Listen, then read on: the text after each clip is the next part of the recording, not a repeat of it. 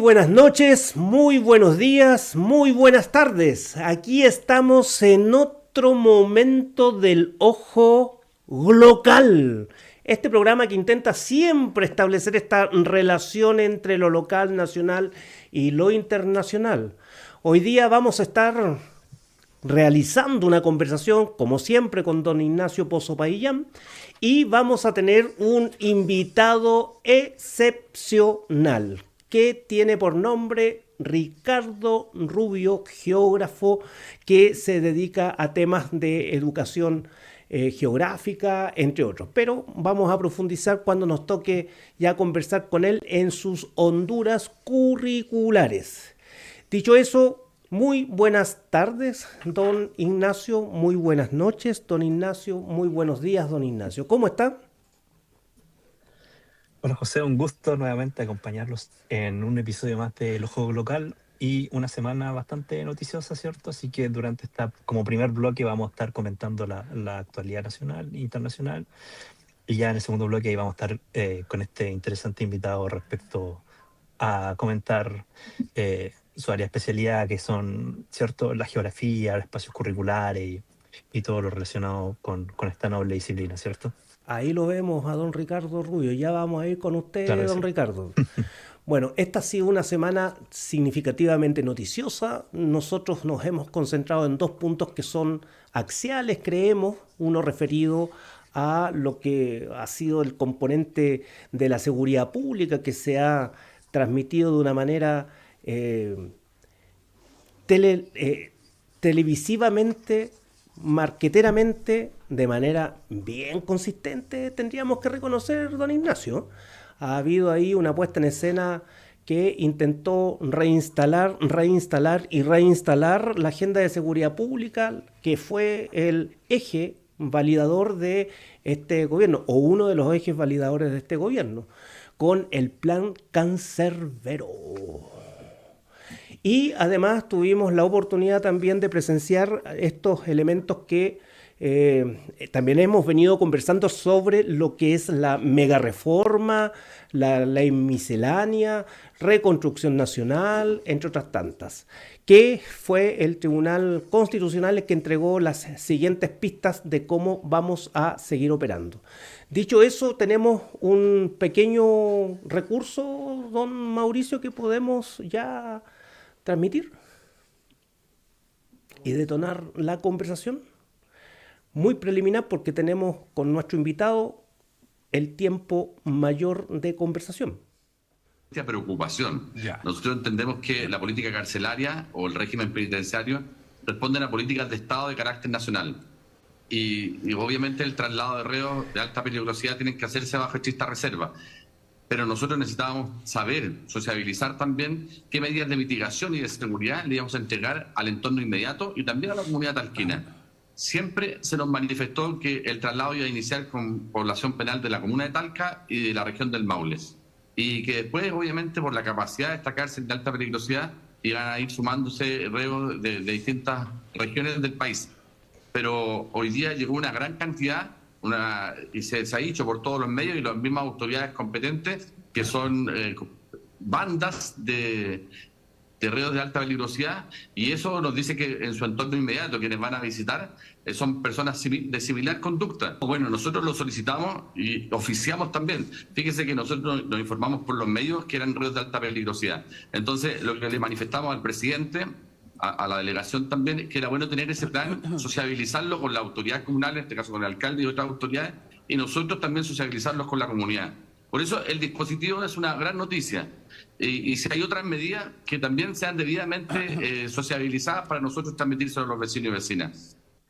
Interesante comunicación que logra ahí T13, Canal 13, respecto de la sensibilidad que tiene el alcalde de Talca sobre este dispositivo que se instaló desde acá el centralismo nacional santiaguino, en esta lógica de mejor gestionar, se supone, la política carcelaria en los hechos para ir desarticulando las coherencias que pareciera ser tienen algunos este, eh, presos respecto de sus entornos.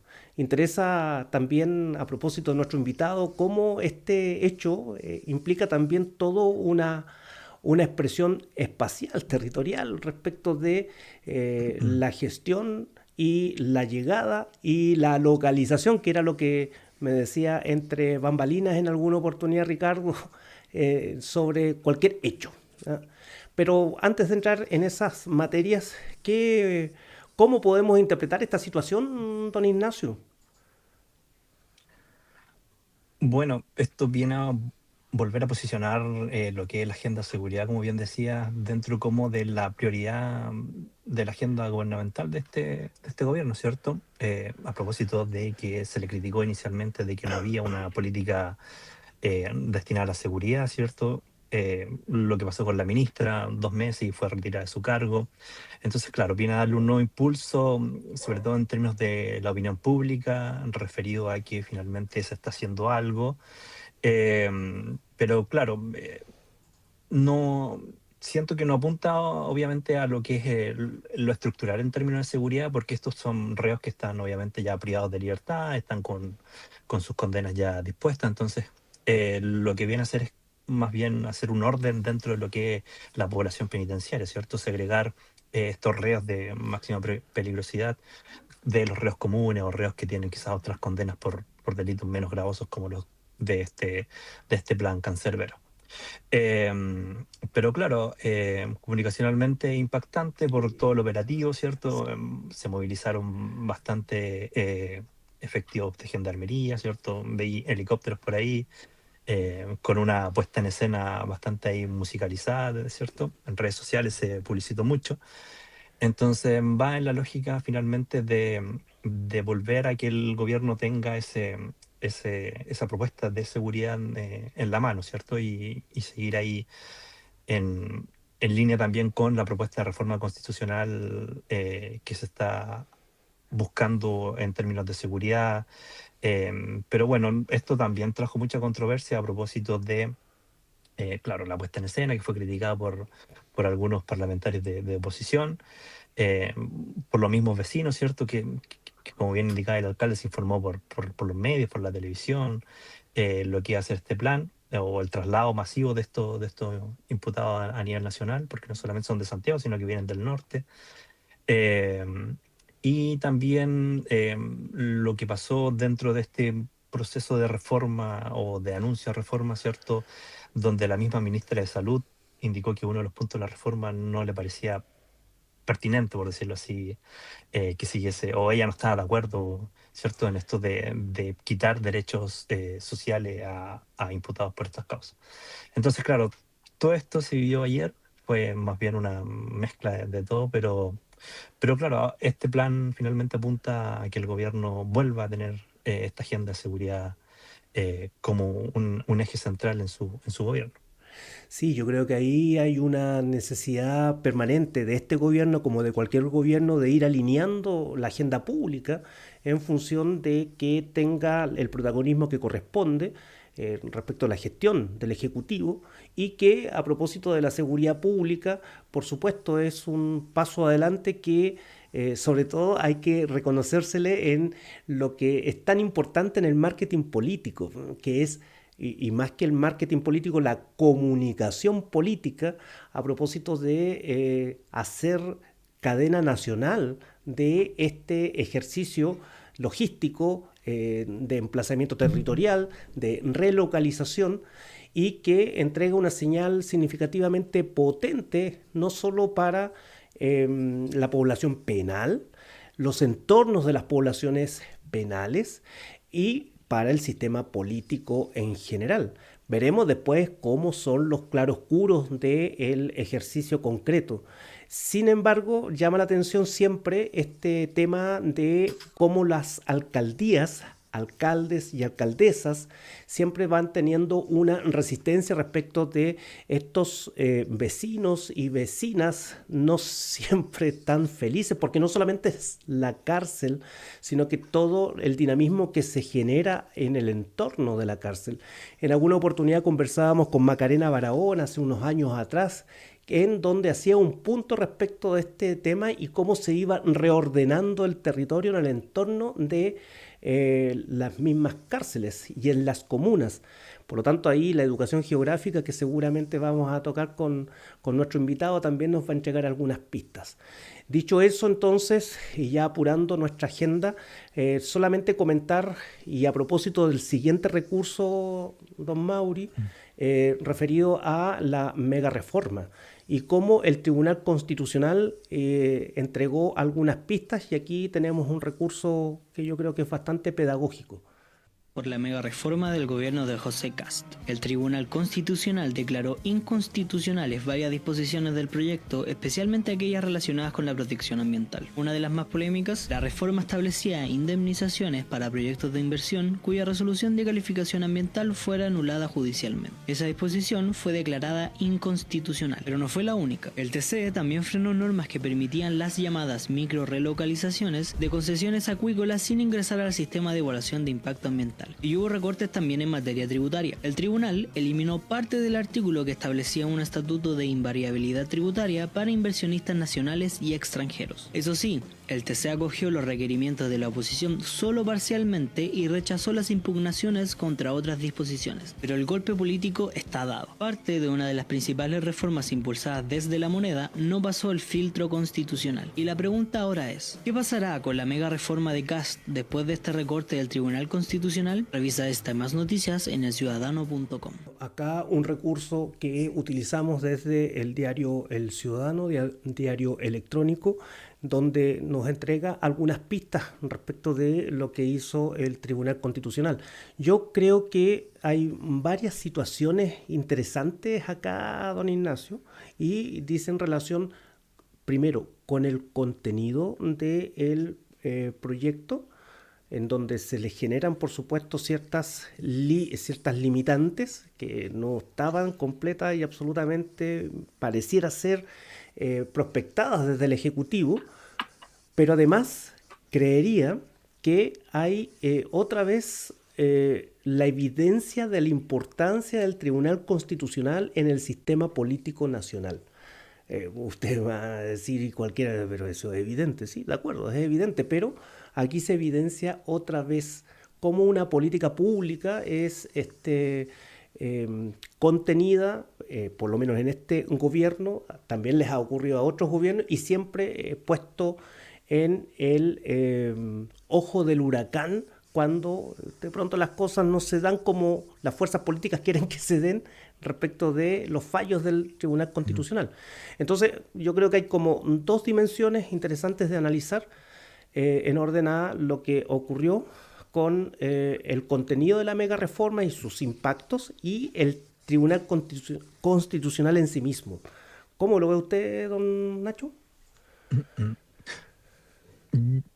Creo que con como sentencia del Tribunal Constitucional, me parece que el gobierno no perdió tanto, sino más bien ganó en esta disputa, porque siento, o la impresión que me dio durante el ejercicio de la tramitación de esta reforma, es que se intentó estirar mucho los límites de hasta dónde se puede generar una reforma tributaria. Y me parece que el ministro Quirós estuvo impulsando a que fuese lo más extrema en términos de límites, ¿cierto? Para generar la reforma. Y dentro de ese como situación límite estaba esta como finalmente de que el Estado venga a subsidiar o más bien restituir, ¿cierto? Una especie como de compensación. Claro, exactamente, de compensación ante, ¿cierto? Una inversión que después un tribunal pueda dejar como inválida, ¿cierto? Entonces, me parece que, sobre todo en el tema medioambiental, porque es tan delicado, ¿cierto? Y está tan bien normado. Porque me parece a mí que algo que está tan bien normado y está tan, o se entiende como que es parte de los límites de lo que es la inversión en sí, no creo que el ministro Quirón no lo haya tenido en consideración, ¿cierto? Yo creo que lo que estaba buscando es tirar el límite hasta dónde podemos llegar en términos de que la norma medioambiental no sea un impedimento para la inversión. Y en ese sentido, yo creo que puede ser que el gobierno esto sí estuviese dentro de lo que el Tribunal Constitucional podía impugnar dentro de la reforma. Pero me parece que sí ganó en términos de la invariabilidad tributaria, porque finalmente, si bien el video dice que hay ciertos aspectos que que el TC pone en cuestionamiento, me parece que sí pasa en casi su totalidad de cómo el gobierno la tenía planificada. Lo Entonces, interesante, disculpe. Ujú. Sí, sí. No. No, lo interesante es que en los siguientes comentarios que uno fue capaz de ver antes de venirnos a sentar acá, estaban todos contentos.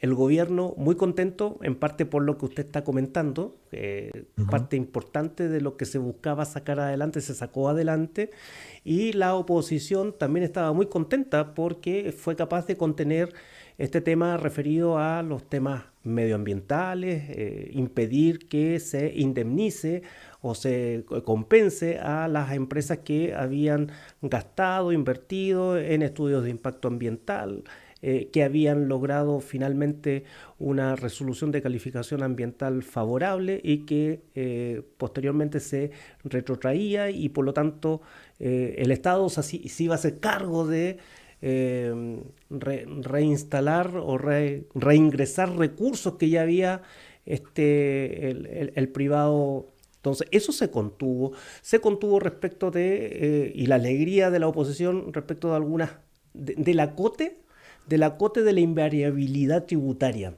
que eso era lo que salieron a celebrar muy bien. Pero evidentemente van a seguir las interpretaciones la próxima semana y la subsiguiente en lo que son los efectos. Y ya entrando en materia eh, ambiental, territorial, en materia geográfica y educación, sobre todo en los contextos que nos toca vivir. Incluso estos dos comentarios previos tienen mucho que ver también con los comportamientos que tienen las sociedades sobre los territorios, sobre los espacios geográficos, y cómo los va creando y los va tensionando y los va modificando.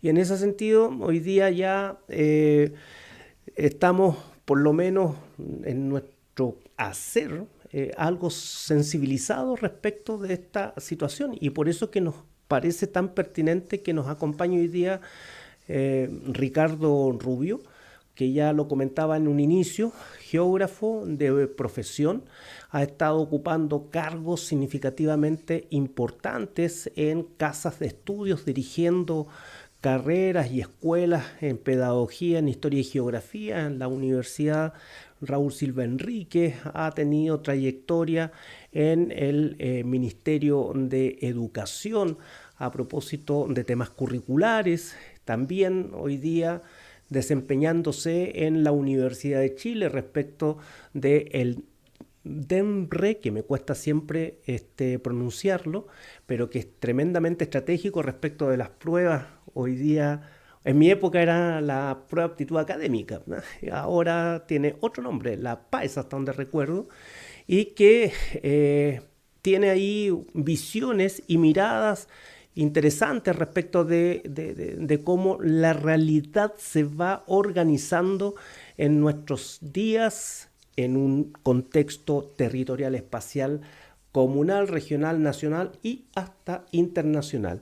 Y desde esa perspectiva, cómo esta idea de la educación geográfica se transforma en un elemento ordenador, o debiese transformarse en un elemento, momento ordenador, incluso hasta en la civilidad de las personas y las comunidades en nuestra patria pretendidamente tricontinental, como me gusta de pronto afirmarlo. ¿Cómo está, don Ricardo? Muy bien, José, contento de estar aquí. Gracias por la invitación. Los saludo, Ignacio, José, a los dos. De verdad que, de todo corazón, muchísimas gracias. Con José nos conocemos desde la época de la universidad.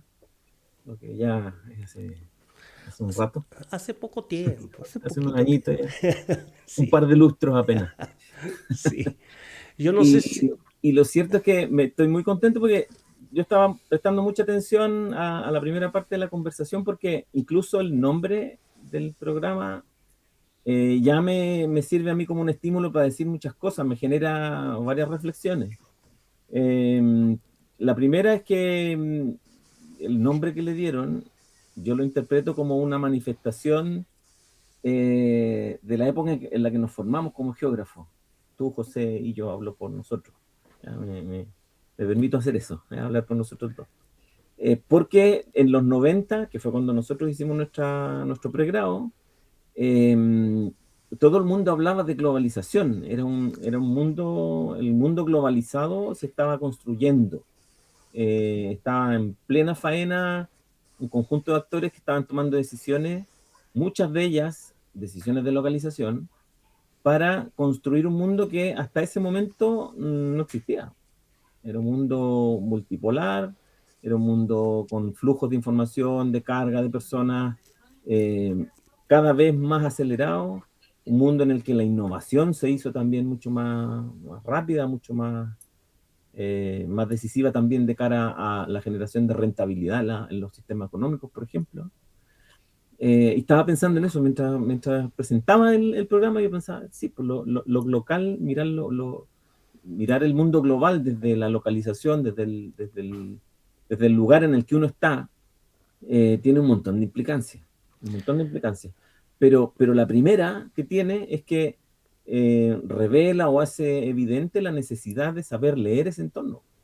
Y para poder leer ese entorno necesitamos varias cosas. O sea, nosotros le llamamos educación geográfica porque yo creo que hay un tono reivindicativo en la denominación. Queremos seguir hablando de geografía. Pero también hay una cuestión práctica, y es que si decimos educación geográfica, la mayoría de las personas nos entienden. Yo celebro que hace poco tiempo se haya puesto de moda, casi, yo no sé muy bien por qué, hablar de los territorios. Eso a mí me parece extraordinario porque de alguna manera nos presenta una forma distinta de entender el lugar en el que estamos viviendo, en el lugar en el que vive cada persona. Y por ahí yo creo que empieza el primer desafío. Yo empecé a dar clases en la universidad el año 2001. Y para mí fue todo un descubrimiento esto de aproximarme y entender cómo es que los jóvenes estaban entendiendo, jóvenes que no eran, yo no era muy mayor que ellos cuando empecé a dar clases en la universidad.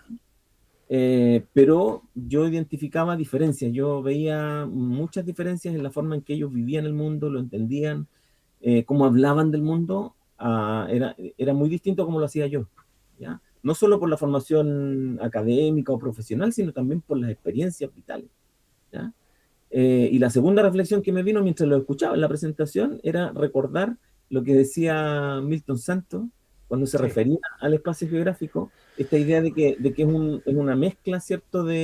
Cuando habla lo tuve que anotar para ordenarme porque siempre me confundo, el medio técnico, científico, informacional, esta mezcla, esta majamama de ida y venida de circuitos más abiertos o menos abiertos entre objetos, ideas, haceres, conductas, que finalmente componen esto que nosotros llamamos espacio geográfico para darnos a entender más bien.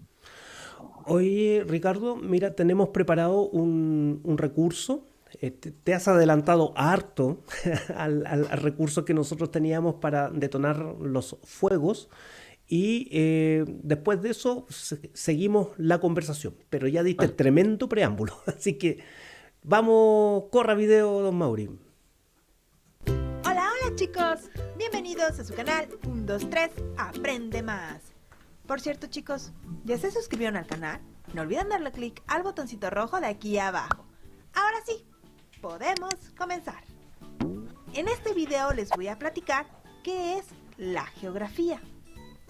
La geografía es la ciencia social encargada de analizar y describir el mundo en su forma física y humana.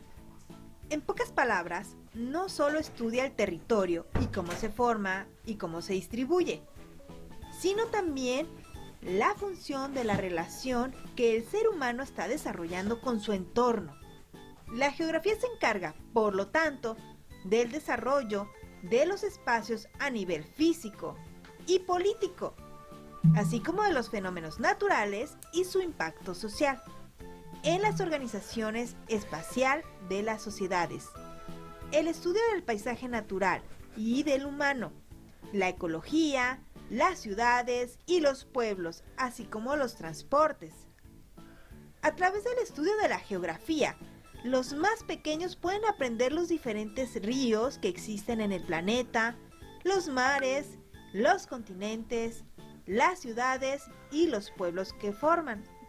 Por todo esto, la forma en que se relaciona el hombre con todos estos elementos geográficos, hecho fundamental que distingue la geografía de otras disciplinas en cierto modo afines como la geología. Al igual que la historia, la geografía estudia a los seres humanos como seres sociales y en consecuencia los aspectos geográficos o económicos que condicionan nuestra existencia y nuestra forma de actuar con el medio. La geografía aporta nociones a las personas acerca de cómo comportarse en sociedad, cómo situarse en el espacio, comprensión y valoración del medio ambiente, el territorio y sus escalas, la interpretación de un mapa o plano, así como las acciones a desarrollar para que sea sostenible, la población en el mundo, los movimientos migratorios, los países pobres y ricos, el comercio internacional, la sociedad de consumo y sus consecuencias, las regiones sociales y naturales, continentales, regionales, lingüísticas y religiosas, así como la información para el ahorro de la energía.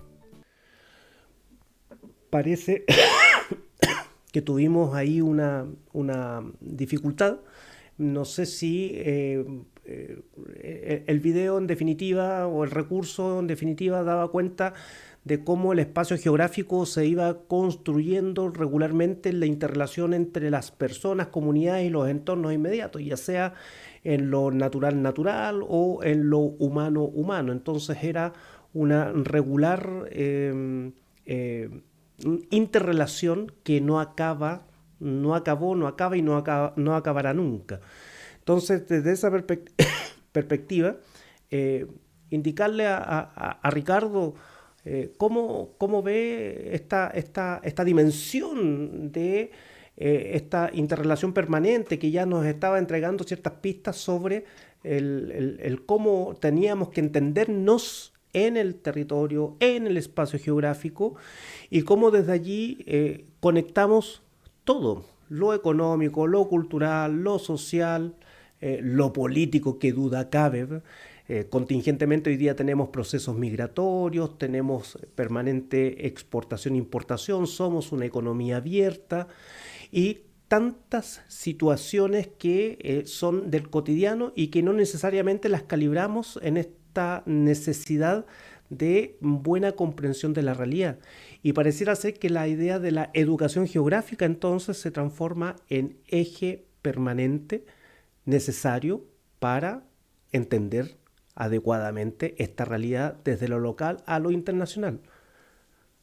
¿Sabes, José? Mira, te voy a responder primero mediante dos anécdotas. Yo soy bien refranero y bien bueno para contar anécdotas. La primera es que, dando clases a futuros profesores de pedagogía en historia, yo mismo descubrí que el principal problema para aprender geografía era el manejo de las escalas, pero no solo de la escala geográfica, es decir, la escala de magnitud de los fenómenos de los que hablamos, sino también la escala del tiempo, la escala temporal, ¿ya? Y ahí quiero contar dos anécdotas. O sea, bueno, esa es la primera entrada, ¿no? Es una primera cosa. La educación geográfica o estudiar geografía te permite a ti entender que los procesos tienen distintas velocidades, ¿ya? Los profesores de historia lo estudian también. Hay una escuela que es bien famosa en el ámbito de la historia y se habla mucho de los ritmos, ¿no? De los ritmos de los procesos históricos. Pero los tiempos en geografía, eh, hago la analogía, digamos, para facilitarle un poco la comprensión a los que se dediquen a la enseñanza de estas hermosas disciplinas, las dos, la historia y la geografía. En geografía nosotros tenemos las escalas geológicas como referente para explicar algunas cosas, y luego tenemos la escala que puede llevar a unos pocos días, ¿ya? Con todos los intermedios que se te puedan ocurrir. Porque hablaba recién, bueno, en el cotidiano, y ese es otro aprendizaje que uno tiene estudiando geografía, y es que nada ocurre espontáneamente. La espontaneidad, la espontaneidad en geografía no existe. O dicho de otra manera, cuando uno observa, a propósito del ojo local, cuando uno observa desde la geografía al mundo en el que estamos viviendo, lo que descubre es que nada, absolutamente nada ocurre espontáneamente. La espontaneidad no existe, ¿ya? La espontaneidad está buena como recurso para las películas, para las comedias románticas, ¿ya? Pero para explicar el mundo en el que estamos viviendo, la espontaneidad no nos da muchas claves. Más bien son las cosas que ocurren, voy a decir así en simple, son el resultado de un montón de decisiones que se han ido tomando a lo largo del tiempo, que distintos actores han tomado.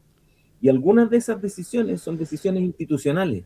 Y ahí es donde recojo lo que tú enfatizas respecto de la política, porque la política no es escuchar la palabrería incansable de los que se candidatean y que eventualmente salen electos para ciertos cargos, y que en algunos casos, después de estar en el ejercicio del cargo, siguen palabreando igual que lo hacían como candidatos.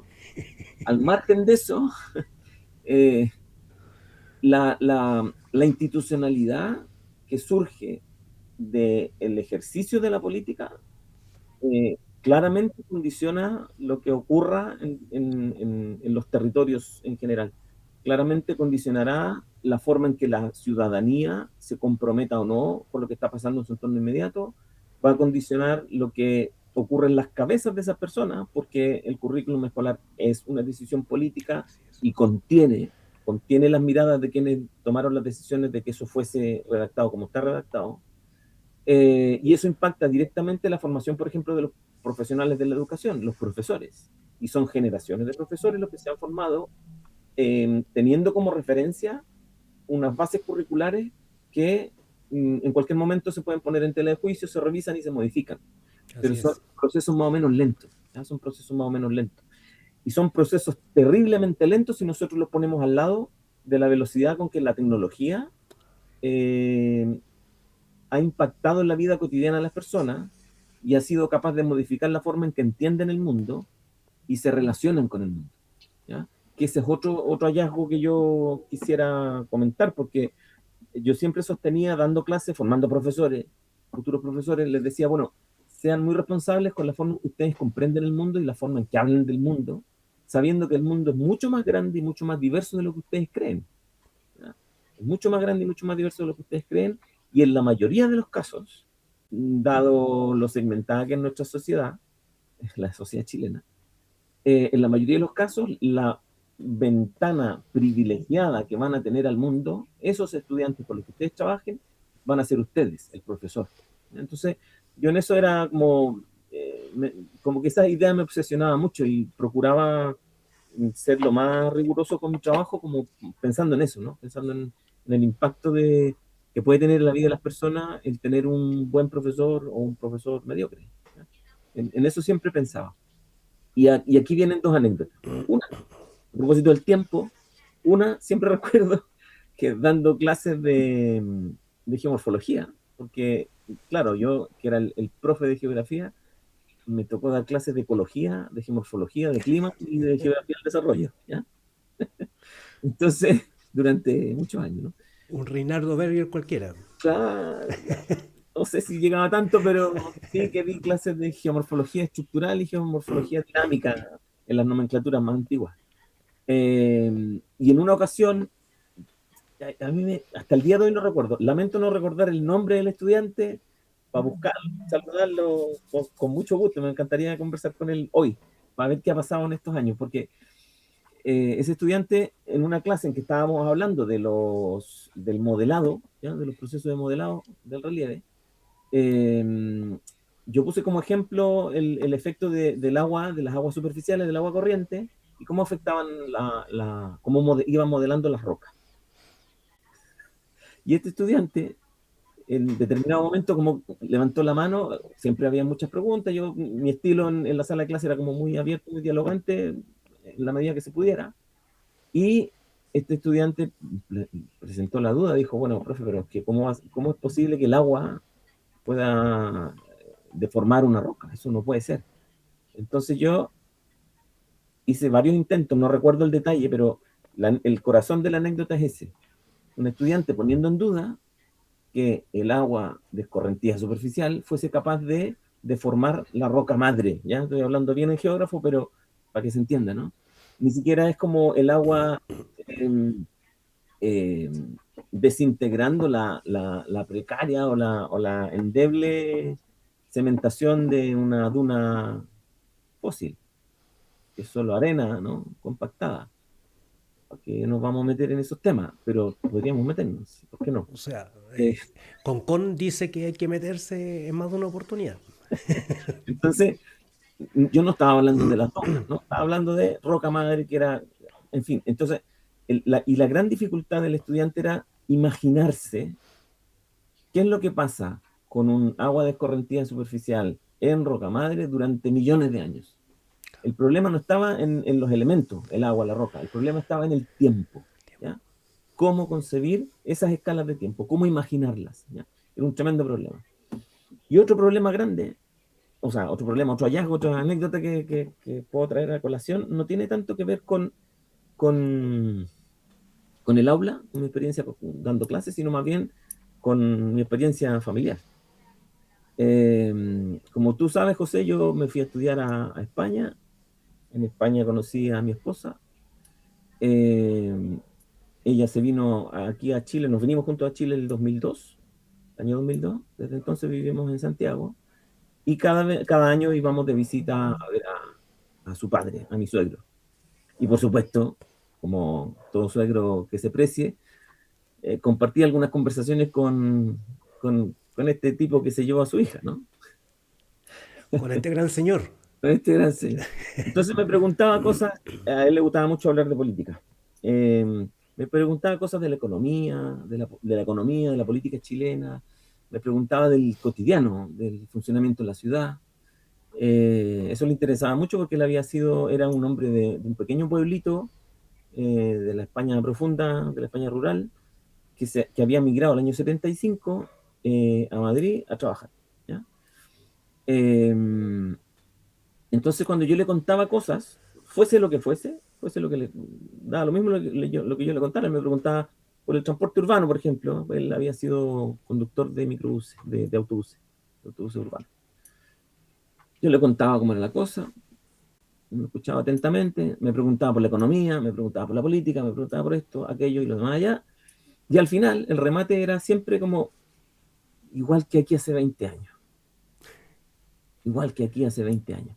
Yo, que trataba de ser minucioso, no maquillaba mucho las historias que le contaba, yo le contaba la firme, no, le contaba la verdad de lo que aquí estaba pasando en esa época, y en esa época estoy hablando del año 2005, 2004, 2010. Y lo que él me decía siempre era esto: igual que aquí en España, hace 20 años. Y hoy día, yo me acuerdo mucho de él, cada vez que yo mismo estoy en mis reflexiones internas, viendo lo que pasa en Chile y recordando lo que pasaba hace 20 años en España, que es una España que yo ya viví. ¿Ya? La España de hace 20 años, que me hablaba mi suegro, yo no la había conocido con mis propios ojos. Pero cuando veo, por ejemplo, los discursos xenófobos gratuitos que escuchamos en Chile, cuando veo la forma en que el mercado inmobiliario se comporta en grandes ciudades como Santiago, cuando veo la forma en que la agricultura, la agroindustria sobre todo, va tomando las decisiones que toma, yo digo, igual que en España hace 20 años. Yo pienso, ¿no? Porque no tengo a quién decírselo. Gracias por haberme invitado para decirlo aquí. Yo pienso, igual que en España hace 20 años. Cuando la presión, ¿cierto?, social de los locales, en estos discursos sin fundamento respecto de lo malo que es recibir tanto inmigrante, también es lo mismo que yo escuché hace 20, 25 años en España. Y te tocó, me imagino, también vivenciarlo, ¿no? Sí, yo fui inmigrante y yo viví algunas experiencias de ese tipo, pero, pero otras también en las que me sentí muy bien recibido, muy bien acogido. O sea, hay de todo, ¿no? Pero ¿a dónde llevo la reflexión? La llevo digamos, de nuevo, a lo que nos interesa, que es la educación geográfica, cuando la persona es capaz de entender que el mundo en el que vive es muy diverso, que eso que llaman normalidad, la normalidad Claro. hoy, después de esta globalización que se ha comportado como lo ha hecho, la normalidad es que nosotros en el metro encontremos personas de distintas nacionalidades, de distintos orígenes. ¿Ya? Los barrios de Estación Central, donde yo crecí, ¿cierto? En esos barrios nunca vimos a una persona negra. Claro. Hoy día, los chistes y no sé qué y tal y cual, con la población migrante haitiana en Estación Central, el paisaje humano cambió radicalmente. Y luego con la oleada migratoria venezolana, también en Estación Central volvió a cambiar. Así es. Ni hablar de no sé, Quilicura también sería otro buen ejemplo. Pero finalmente, si uno tiene claro que de los 90 para acá era mucho, digamos, es más fácil, no es que era, es más fácil moverse, es más fácil migrar, hay mayor información, la paradoja es que, y esa es otra cosa que quería instalar en esta conversación, el mundo de las paradojas, la paradoja es que a pesar de tener acceso a toda la información, a pesar de saber que es muy fácil migrar, a pesar de saber que la movilidad de las personas ha sido creciente durante los últimos 30 o 40 años, tenemos una ciudadanía que es renuente, que es, diríamos, refractaria, que es antipática, si quieren, con el migrante. Cosa que es a mí me resulta, es una paradoja, pero si quiero valorarlo, me resulta incómodo. ¿Ya? Cuando yo volví a Chile, el año 2001, una cosa que hice fue eh, salir todos los días. Ya volví en pleno mes de enero, entonces era un Chile medio de vacaciones, ¿no? Sí. Y me aproveché de ese ritmo para poder salir a pasear, ¿no? Salía casi todos los días, a veces acompañado de mi madre, a veces solo. Salía a caminar, a buscar mis lugares, ¿ya? Y están todos cambiados. A reencontrarme con mis lugares, ¿ya? Y claro, en esa topofilia que dicen los académicos, en ese apego por los lugares, yo lo que estaba haciendo era recuperar mi espacio aquí, ¿no? Recuperarlo, reconstruirlo casi.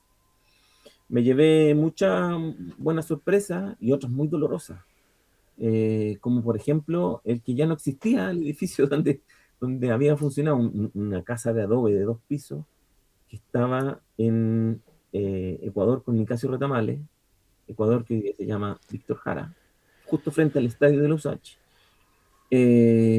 Una casa de adobe donde funcionaba el grupo Scout, donde yo había estado desde los 5 hasta los 16 años de edad.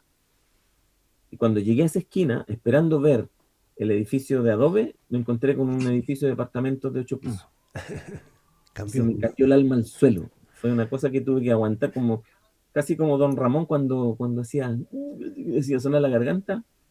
Fue un impacto grande.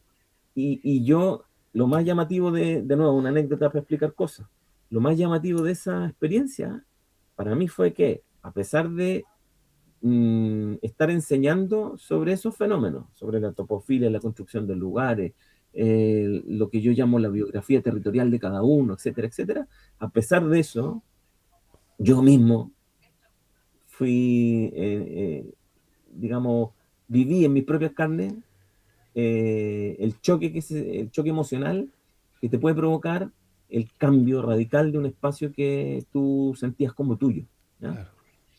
De alguna manera, a lo mejor lo que está pasando es eso, con la migración en muchos lugares del planeta, ¿ya?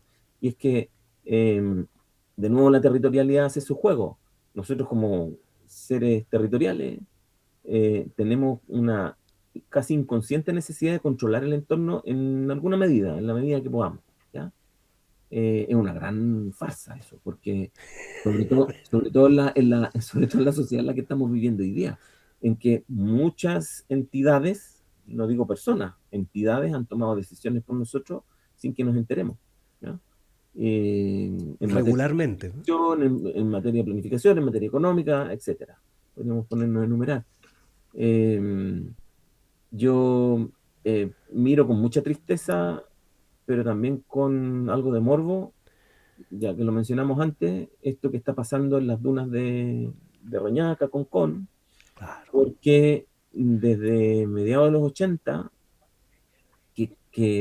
siendo muy chico, yo a lo mejor por esto de estar metido en el movimiento Scout desde muy chico y por los padres que tuve, que eran bien pate perro, salíamos mucho, mirábamos mucho el entorno cercano y además yo estuve estudiando en Valparaíso un par de años, entonces Así es.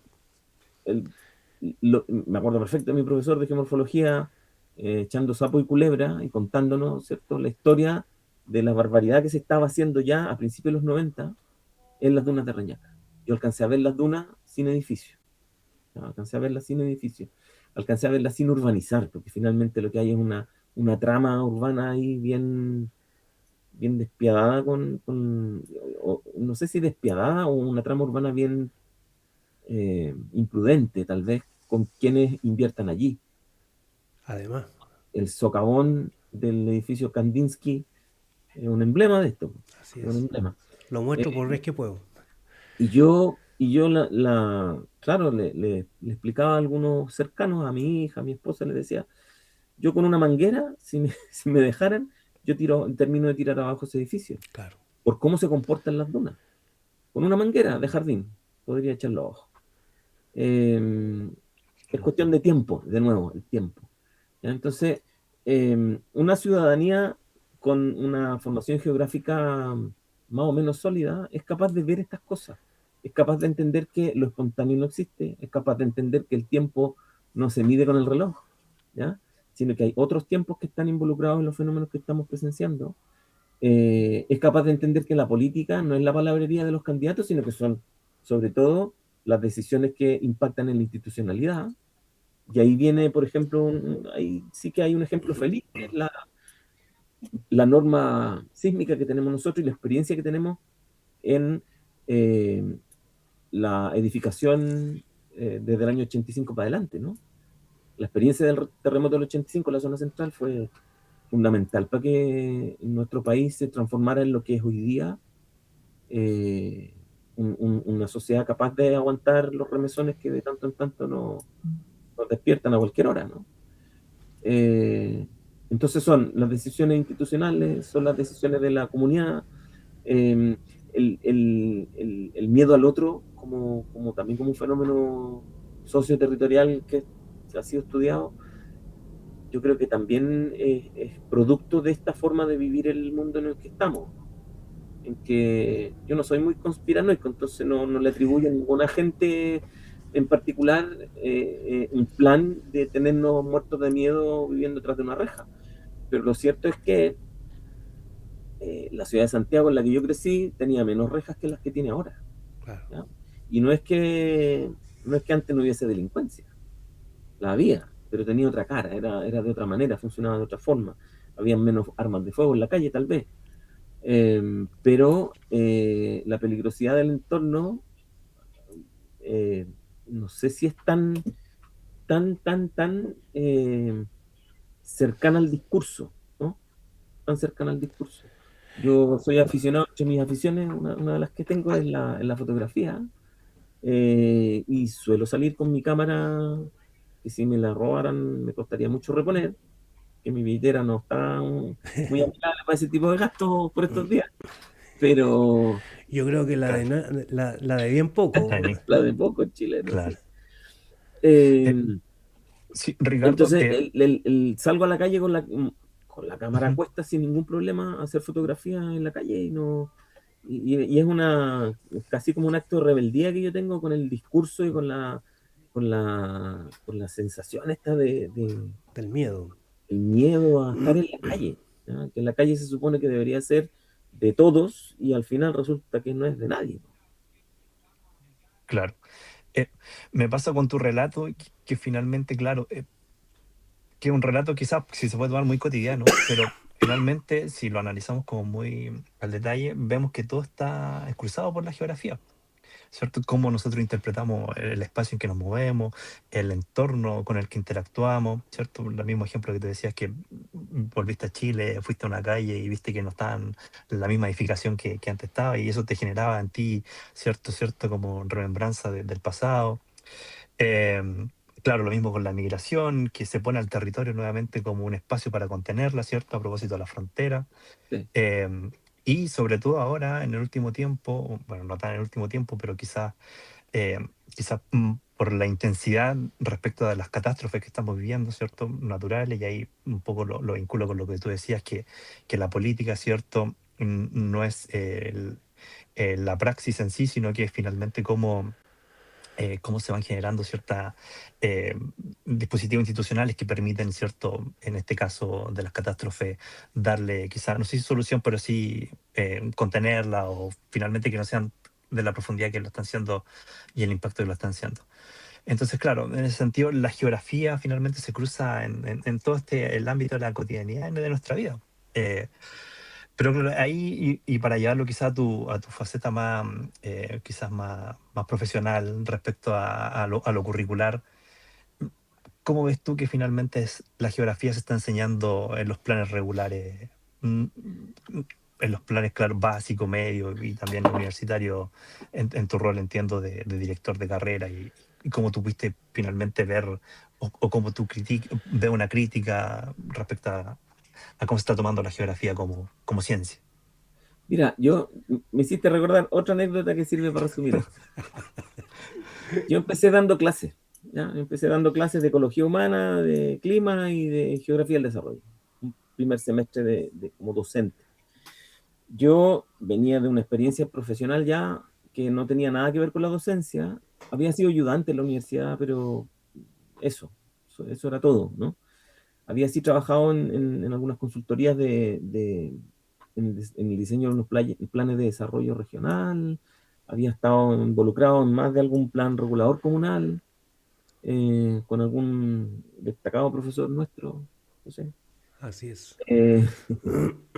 Y en el año 2002 me ficharon una eminente historiadora, profesora de historia, me fichó, un par de profesores de historia, me ficharon para trabajar con ellos en el equipo que estaba en la unidad de currículum y evaluación del Ministerio de Educación para elaborar las bases curriculares de la educación de adultos, año 2002. ¿Ya? Todo el año 2002 estuve trabajando en eso. ¿Y cuál es la anécdota? La anécdota es que yo lo estaba pasando mal en ese trabajo porque veía cómo en un equipo o sea, empezaba a vivir por primera vez lo que ha sido la tónica desde entonces hasta el día de hoy, que soy minoría en los equipos. Siempre soy minoría. Entonces era un equipo de 5 personas donde habían 4 profesores de historia o historiadores y yo, el geógrafo. Un buen día, porque claro, yo veía como, sin mala intención, es que era simplemente el sesgo, digamos, académico, profesional o disciplinar, era el que operaba. Veía como en la traducción de las bases que, digamos, que estaban vigentes, funcionando para básica y media, en la traducción de esas bases curriculares para la educación de adultos, los contenidos de geografía se consideraban, la mayoría de las veces, por parte de este equipo, la mayoría de las veces yo veía que se consideraban poco relevantes o prescindibles, ¿ya?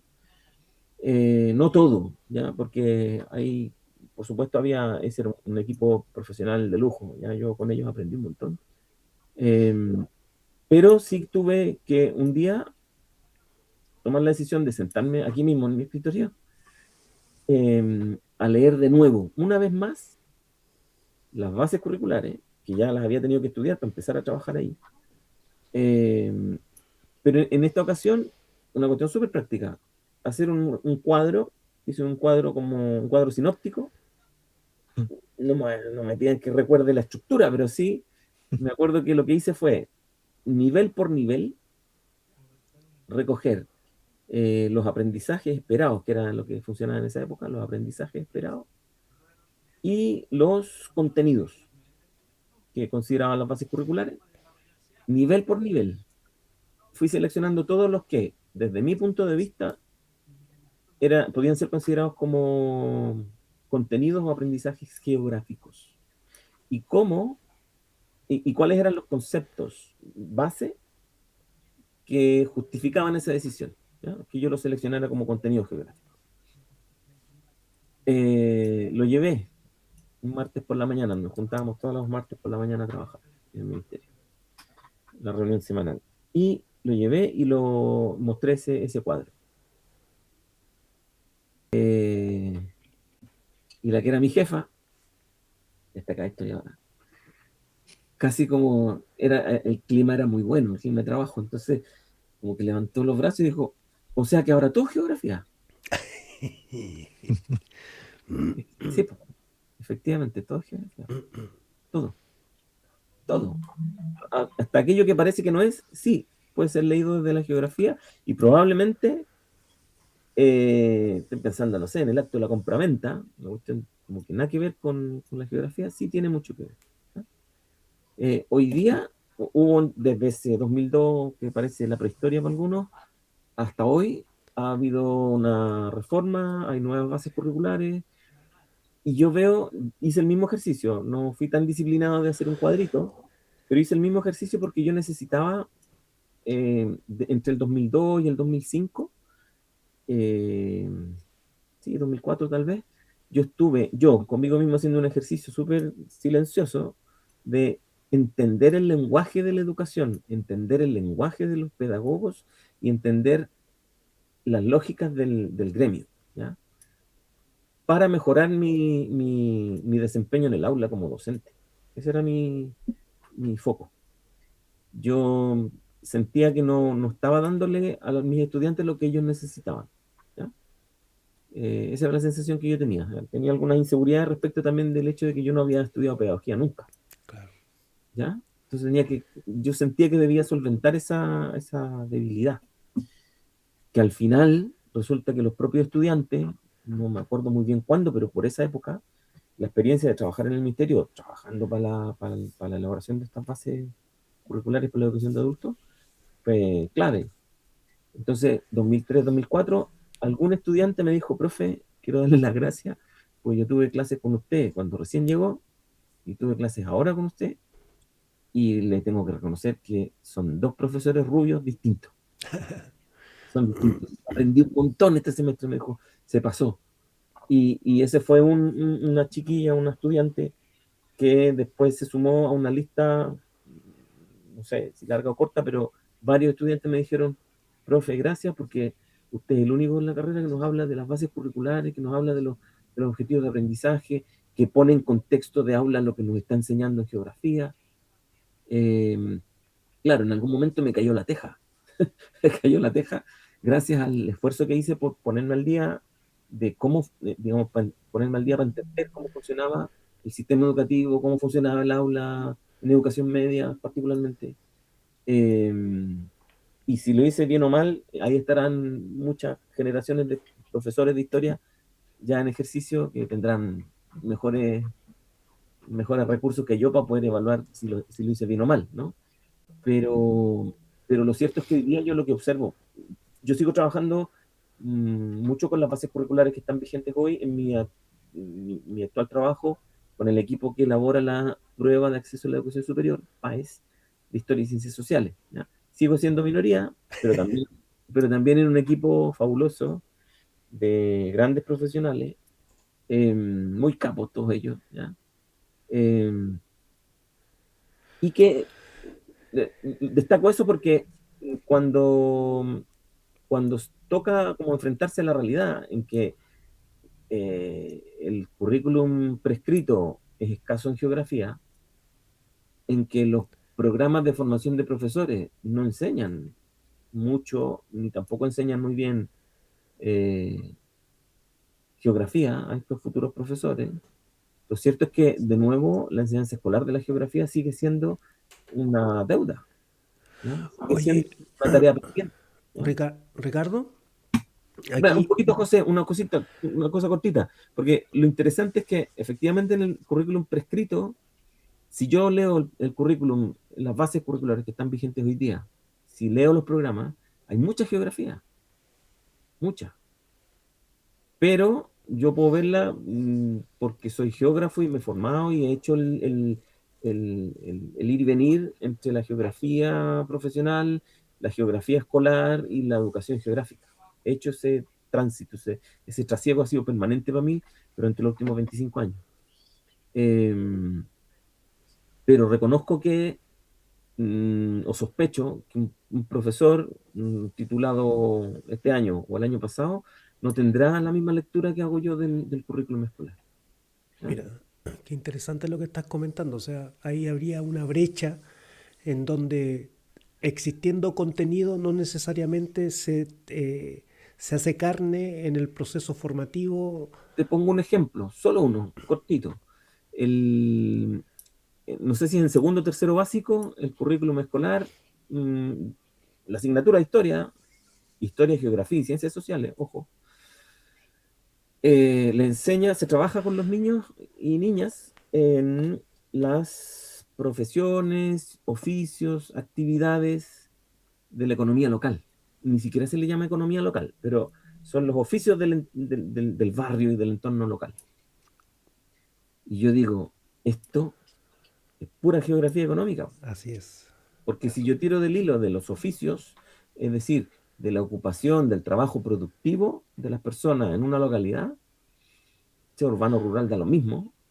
Por supuesto que eso dialoga, es un indicador inequívoco del sistema productivo que está funcionando en esa localización específica. Don Ricardo, aquí nos están cortando hace rato porque ya el tiempo es oro, dijo Salió a Ricardo hablar ahora el Bonete. invitado. Pero para ir cerrando, ¿cómo, cómo tú en unos 30 segundos, que yo sé que es imposible en un minuto, Sí. cómo se hace carne la idea de formación ciudadana o educación cívica? eh, ¿Cómo, cómo se enriquece? O sea, con lo que tú estás comentando, pareciera ser de que no es tan difícil enriquecer bastante más la idea de educación cívica y de formación ciudadana en orden a la buena lectura territorial del espacio geográfico. Pareciera ser que no es tan difícil, pero ¿hace sentido? ¿No hace sentido? ¿Es necesario? ¿Es pertinente cristalizar esa idea? Yo creo que hay varios desafíos. Uno de ellos es reemplazar las creencias por conocimiento. Eso es lo primero. La educación formal, la gracia que tiene es que permite instalar conocimiento donde hay creencias, ¿ya? Las creencias son muy difíciles de remover y todo profesor sabe que tiene que trabajar con las creencias que trae consigo el estudiante, en cualquier asignatura, ¿ya? Eso es lo primero, es como trabajo de aula fino, ¿ya? Y lo otro que pienso yo es que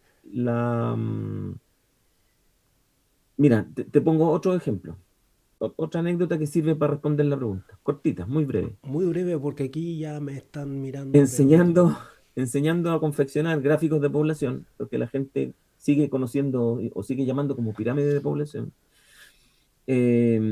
Tomé datos censales del censo 2002, censo 92, un grupo de estudiantes más o menos grande, entonces repartí distintas comunas del Gran Santiago para que compararan los dos censos, ¿ya? Trajeron esos resultados a la sala de clase. Era un ejercicio que después lo hice varios semestres porque resultó muy bien la primera vez y la última vez que lo hice resultó aún mejor. Ahí me salía ¿cómo se dice? El, el que goza con el sufrimiento ajeno, el, el sádico. el SADI. Me salía el sádico que todos llevamos dentro. No lo Porque quería. sin querer, yo quería demostrar algo que se demostraba con simples datos censales, ¿ya? Distribución de la población según sexo y grupos de edad. No más. No eran grandes análisis, ¿ya? Fuentes oficiales, análisis muy simple, histogramas, ¿cierto? Listo.